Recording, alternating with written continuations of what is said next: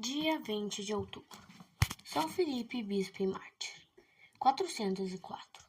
Grandes e relevantes serviços tinha Filipe prestado à igreja de Heracleia. Por este motivo, e mais ainda por causa de suas altas virtudes, foi eleito bispo da mesma cidade. Admirabilíssima foi a prudência com que governou a diocese nos dias de maior aflição, como mostrou-se a perseguição Diocleciano. Para melhor divulgar a religião e confirmar os fiéis na fé, escolheu entre os jovens da igreja os melhores, aos quais deu instruções particulares sobre a doutrina e a prática das virtudes. 2 deles tiveram a honra de acompanhá-lo no martírio: o sacerdote Severo e o diácono Hermes. Ambos altamente colocados, gozavam de estima geral. Quando chegaram as primeiras notícias sobre a pretendida perseguição, muitos aconselharam ao bispo que se retirasse da cidade. Filipe, porém, não quis abandonar o rebanho. Pelo contrário, exortou os fiéis para que se munissem de coragem e paciência, pois que a tempestade estava a chegar. Filipe pregara a palavra de Deus quando se apresentou Aristomacho, comandante da guarnição, para fechar a porta da igreja em nome do governador. Pensas, disse-lhe Filipe, que o nosso Deus seja um ser que se fecha entre paredes? Não sabes que ele estabelece moradia nos corações dos fiéis? No dia seguinte vieram os oficiais do exército para sequestrar os santos livros e os vasos litúrgicos. Os fiéis muito se entristeceram com esses fatos, mas Filipe consolou-os. O governador Basso ordenou a prisão de Filipe e de alguns cristãos e citou-os perante o tribunal. Estando em sua presença, perguntou-lhes: Quem de vós é mestre dos cristãos? Filipe respondeu: Sou eu. De novo inquiriu Basso: Ignoras que o imperador proibiu as vossas reuniões? Entrega-nos os vasos de ouro e prata de que vos servis, bem como os livros em que fazeis vossa leitura. Resolutamente respondeu Filipe: Os vasos e o tesouro da igreja ser-te-ão entregues. Pois não é com metais preciosos, mas pela caridade que se honra a Deus. Nenhum direito, porém, te assiste de exigir os santos livros, como a mim não me é lícito entregá-los. O governador, tomando essas palavras, no sentido de desobediência, deu ordem aos algozes para que pusessem Filipe no escúlio. Entretanto, Hermes fez ver a Basso que de nenhum efeito seria a destruição dos santos livros, pois a palavra de Deus é indestrutível.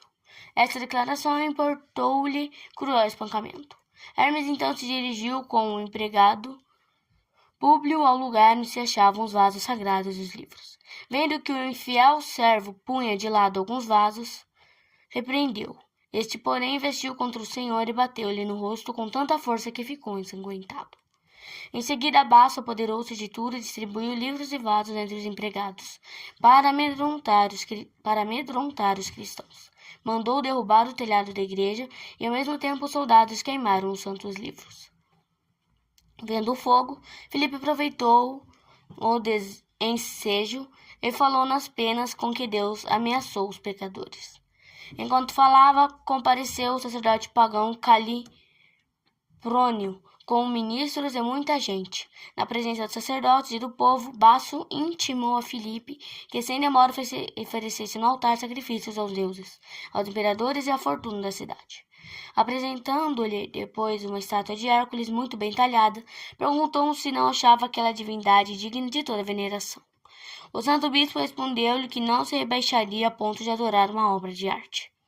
Dirigindo-se a Hermes, Basso disse: Certo estou de que não te negarás a sacrificar. Este lhe respondeu: Sou cristão e nada sacrificarei. Vendo baldados todos os esforços, Basso ordenou que os 2 prisioneiros fossem reconduzidos ao cárcere. Filipe e Hermes, no meio dos maus tratos, apupos e vaias do populacho, entoaram salmos e hinos, cantando louvores a Deus. Poucos dias depois, receberam licença para retirar-se para a casa de um cidadão de nome Pancrácio. Essa se tornou, então, alvo de numerosas visitas dos cristãos que desejavam ver os mestres e deles ouvir algumas palavras de conforto. Esse estado de coisas durou pouco e os 2 perseguidos voltaram à prisão. Como caso ele tivesse uma entrada secreta, por ali saíam quantas vezes quisessem e recebiam visitas dos cristãos. Entretanto, findou o governo de Basso, que foi substituído por Justino, inimigo figadal do nome cristão e, além disso, homem cruel, de que deu prova logo nos primeiros dias de gestão. Vieram dias de novos tormentos para os pobres encarcerados. Perguntado por Justino se prestava ou não homenagem aos deuses, Filipe respondeu: Não devo obedecer porque sou cristão. Além disso, tens poder só de me castigar. Nenhum, porém, sobre a minha vontade. Justino advertiu-lhe: Ignoras talvez que castigos te aguardam? Respondeu Filipe com desassombro: Maltrata-me como quiseres. Nada conseguirás, porque não sacrificarei. Justino então deu ordem aos soldados para que lhe atassem os pés e o arrastassem pelas ruas da cidade. Após essa tortura, o corpo do bispo apresentava uma só chaga. Os cristãos compadecidos levaram-no outra vez à prisão. Hermes sofreu o mesmo castigo e severo caiu nas mãos dos perseguidores. 7 meses passaram esses 3 homens na masmorra. Fim deste atraso, Filipe compareceu novamente perante Justino. Só o aspecto do santo bispo provocou no tirano uma fúria tal que nem mais nem menos ordenou que fossem batidos com varas. Foi tão bárbara e desumanamente executada a sentença que as carnes foram caindo aos pedaços, até ficarem expostas às entranhas. Muitas pessoas pediram a Justino que tivesse pena do homem que só tinha feito bem, que foi o primeiro magistrado de Heracleia e benfeitor de muitas famílias. 3 dias depois teve início o processo de Hermes. O resultado foi o mesmo. Hermes ficou firme na fé, tendo auscultado a opinião dos conselheiros. Justino finalmente pronunciou a seguinte sentença: Ordenamos que Filipe e Hermes sejam queimados vivos. Pela desobediência às disposições imperiais, tornaram-se indignos do nome de cidadão romano. Sirva esse exemplo de aviso para os outros. Os 2 mártires de Cristo receberam a condenação com muita satisfação. Não tendo mais forças para andar, devido aos horríveis sofrimentos por que tinham passado, foram carregados para um lugar de suplício.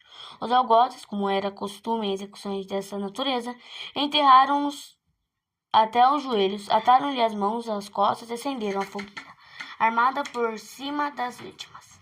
Filipe e Hermes louvaram a Deus em altas vozes, até que as chamas e a fumaça lhes cortaram a respiração. Os corpos foram encontrados intactos e, por ordem de Justino, atirados ao rio. Os cristãos, porém, os tiraram e guardaram em lugar seguro. O sacerdote Severo encheu-se de alegria ao receber a notícia da morte dos companheiros. 3 dias depois, recebeu também a palma do martírio. Estes fatos aconteceram no ano de 404. Reflexões. Como se explica o entusiasmo dos mártires pelo sacrifício que se lhes exige? Pelo amor que tem a Cristo, que morreu mártir por amor dos homens. Amor pede amor. Benefícios reclamam gratidão. Se Jesus nos amou ao ponto de dar a vida para nos salvar, não o devemos também amar? Se temos amor a parentes e amigos, se gratos nos mostram aos nossos benfeitores, por que com Jesus fazemos exceção? Há um parente ou amigo que mereça o nosso amor como Jesus o merece? Há um benfeitor a quem tanto devemos como a Jesus? Por que lhe negamos o nosso amor? Por que lhe somos ingratos e por que lhe mostramos tanta indiferença? Em figuras mesquinhas e tristes, representamos nós, ao lado dos mártires, com eles nos comparando.